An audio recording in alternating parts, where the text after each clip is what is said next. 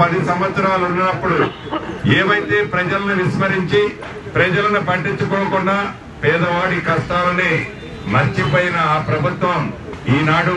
ముసల కన్నీరు కార్చాలి అని పేదవాళ్ల పట్ల వాళ్ళకున్న ప్రేమ ఇది అని చూపటానికి ఏ రకంగా తాపత్రయపడుతుందో మనం ప్రతిరోజు గమనిస్తున్నాం. ఏది ఏమైనా అది ఇందిరమ్మ ఇళ్ల విషయంలో కావచ్చు, విద్య విషయంలో కావచ్చు, వైద్య విషయంలో కావచ్చు, నిరుద్యోగ యువతకి ఉద్యోగాలు ఇచ్చే విషయంలో కావచ్చు, ఆడబిడ్డలకు ఇచ్చిన మాట నెరవేర్చే విషయంలో కావచ్చు, రైతన్నలకు అండగా ఉండే విషయంలో కావచ్చు, దళిత గిరిజన మైనారిటీ బీసీ సోదరులకు ఇచ్చిన మాట నెరవేర్చే దాంట్లో కూడా ఇందిరమ్మ ప్రభుత్వం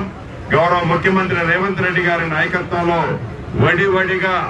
ఆర్థికంగా ఎన్ని ఇబ్బందులు ఉన్నా